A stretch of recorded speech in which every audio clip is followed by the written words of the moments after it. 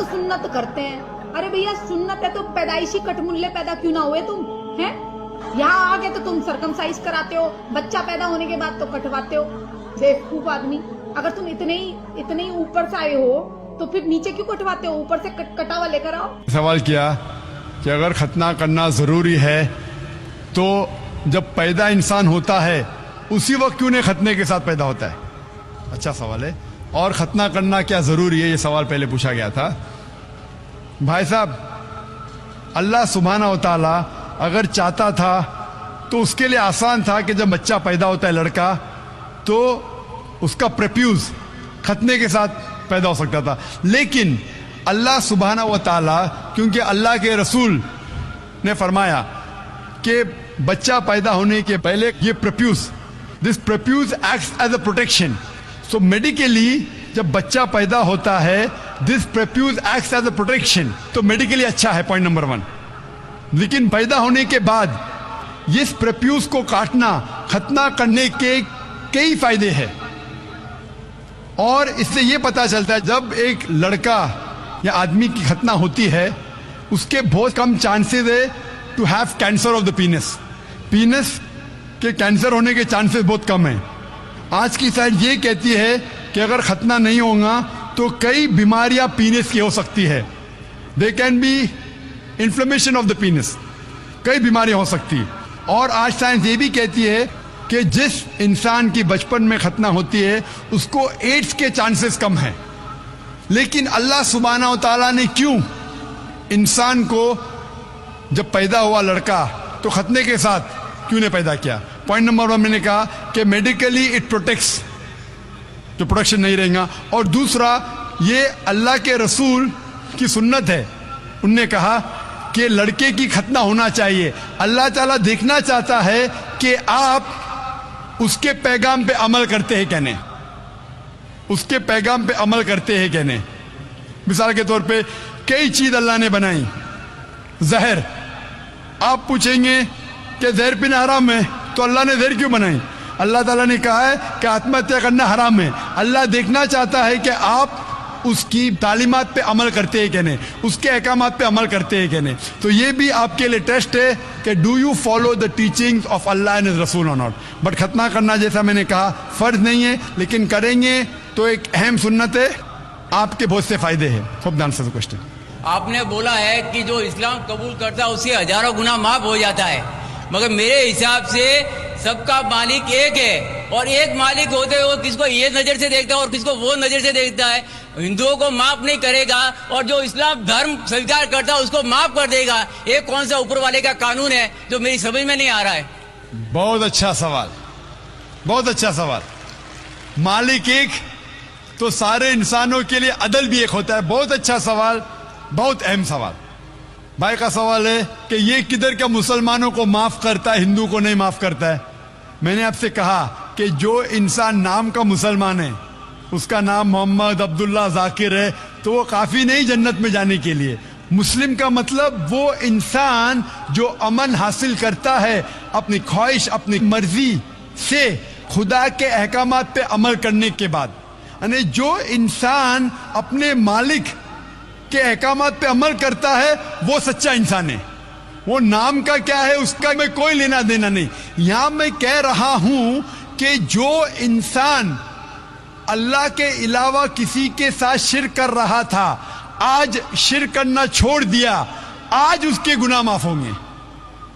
چاہے کوئی بھی ہو, آپ بھی اگر کہتے کہ میں شرک کرنا چھوڑ دوں گا, اللہ کے علاوہ کسی اور کی عبادت نہیں کروں گا جو ہندو مذہب کی کتاب میں لکھا ہے, اور میں مانوں گا آخری پیغمبر محمد صلی اللہ علیہ وسلم میں, چاہے آپ عیسائی ہے, چاہے آپ ہندو ہے, چاہے آپ یہودی ہے, آج آپ اگر اپنے مالک کا کہنا مانیں گے تو آپ کا مالک آپ کو معاف کرے گا. لیکن اگر آپ کہیں گے میرا مالک ایک, لیکن مالک کا کہنا نہیں مانیں گے تو مالک کیسا معاف کریں گا؟ مثال کے طور پہ ایک ایگزامینیشن ہوتا ہے, ٹیچر سارے طالب علم کے لیے برابر ہے. ٹیچر 1 سال کے لیے سارے طالب علم سارے اسٹوڈنٹس کو سکھاتا ہے, برابر. لیکن ایگزامینیشن میں جو ٹیچر پورے سال بھر سکھاتا ہے, جو طالب علم वो टीचर के सिखाए मुताबिक एग्जामिनेशन पेपर में लिखता है वो पास हो जाएगा। जो तालिब इल्म टीचर जो सिखाता है उसके खिलाफ काम करता है तो टीचर क्या उसको पास करेगा? चाहे वो हिंदू मुस्लिम हो ईसाई हो, जो टीचर सिखाता है उसके ऊपर वो तालिब इल्म उसके मुताबिक इम्तिहान देता है वो पास होगा। आपका मालिक हमारा मालिक एक है, सारी किताबों में लिखा है, हिंदू मजहब की किताब में, यहूद मजहब की किताब में, ईसाई मजहब की किताब में, इस्लाम मजहब की किताब में, सिख मजहब की किताब में कि मालिक एक है। मालिक के अलावा किसी की इबादत नहीं करना चाहिए, खुदा के अलावा किसी की इबादत नहीं करना चाहिए। कल मैंने फरमाया था कि उस खुदा की कोई प्रतिमा नहीं, कोई अक्स नहीं, कोई फोटोग्राफ नहीं, कोई पिक्चर नहीं, कोई बुत नहीं, कोई मूर्ति नहीं। फिर अगर आप मूर्ति देंगे तो आप मालिक का कहना नहीं मान रहे। तो अगर आप मालिक का कहना मानेंगे, आपका नाम कुछ भी हो, मोहन हो, कुछ भी हो, शंकर हो या अब्दुल्ला हो, अगर आप मालिक का कहना मानेंगे तो आप सचमुच उस मालिक के बंदे हैं। अगर आप मालिक का कहना मानेंगे तो आपके गुनाह माफ हो जाएंगे। तो ये अरबी में कह रहा हूं कि मुस्लिम तो लोग को ये लफ्ज से नफरत है। अगर नफरत है तो मैं मुस्लिम लफ्ज को निकालता हूं, मैं ये कहता हूं जो भी इंसान अपने मालिक का कहना मानता है उसे अरबी में कहते हैं मुस्लिम। लेकिन आपको मुस्लिम शब्द से नफरत है, मुस्लिम शब्द को निकाल दो। मैं ये कहूंगा जो खुदा के अहकामात पे अमल करता है, खुदा के कलमात पे अमल करता है, ये मानता है कि खुदा एक है, उसके अलावा किसी की पूजा नहीं करना चाहिए, वो इंसान के गुनाह वो मालिक माफ करेगा। आप अगर मानेंगे खुदा एक है, आप मानते खुदा के अलावा किसी और को पूजना नहीं चाहिए, मानते? हाँ क्या नहीं मानते? आप मानते बुत परस्ती गलत है, आप मानते हैं कि मूर्ति पूजा गलत है, आप मानते हैं कि आखिरी पैगंबर मोहम्मद सल्लल्लाहु अलैहि वसल्लम है? नहीं मानते। बोलते जैसे शिव शंकर को पैगंबर बोलते हैं, जैसे साईं बाबा को ये समझो पैगंबर हो गए, ये हर फरिश्ते ऐसे ऐसे आते गए। आपने मेरी 15 तारीख की तकरीर सुनी? मैंने नहीं सुना। मोहम्मद सल्लल्लाहु अलैहि वसल्लम का जिक्र मुख्तलिफ मजहबी किताबों में, आप कैसेट लीजिए, मेरी तकरीर है मोहम्मद सल्लल्लाहु अलैहि वसल्लम का जिक्र मुख्तलिफ मजहबी किताबों में। इसमें मैंने साबित किया हूं कि मजहबी किताब बदलने के बावजूद सब मजहबी किताब में लिखा है कि आखिरी पैगंबर आने वाले हैं।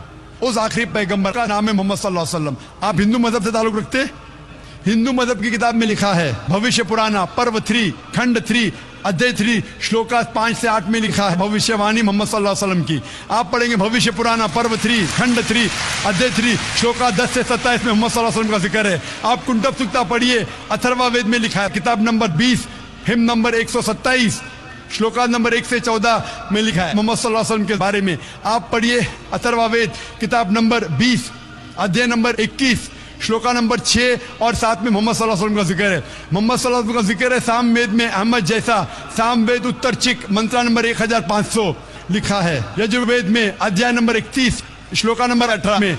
आप पढ़ेंगे ऋग्वेद किताब नंबर 8 अध्याय नंबर 6 वर्ष नंबर 10 में।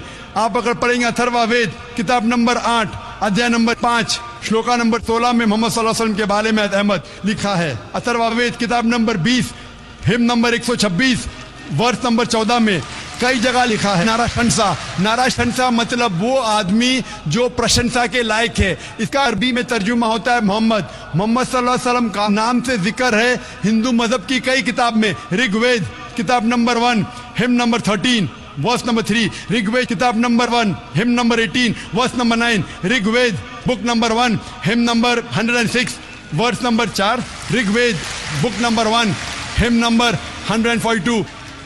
मैं सिर्फ हवाले दे सकता हूं आपकी किताबों में से सिर्फ घंटों तक जिसमें लिखा है मोहम्मद सल्लल्लाहु अलैहि वसल्लम आखिरी पैगंबर है। आज जो इस्लाम कबूल कर रहे हैं उनको ये समझाओ कि इस्लाम धर्म क्या है। उनको वो समझ में, मेरे भी समझ में नहीं आ रहा था इस्लाम बोलते किसको है। आपने कहा कि जो लोग इस्लाम कबूल कर रहे हो उन्हें समझाओ इस्लाम धर्म क्या है। आप नहीं समझे, वो लोग समझे इसलिए तो इस्लाम कबूल किए। आप भी समझेंगे तो आप भी कबूल करेंगे। ये 10 रोजा कॉन्फ्रेंस जो था, हमारा मकसद था बताने के लिए सारे इंसानों को اسلام کیا ہے. یہ میڈیا جو اسلام کو پیش کر رہی ہے یہ توڑ مڑوڑ کے پیش کر رہی ہے. ہمارا مقصد ہی تھا بتانے کے لیے سارے انسانوں کو اسلام کیا ہے.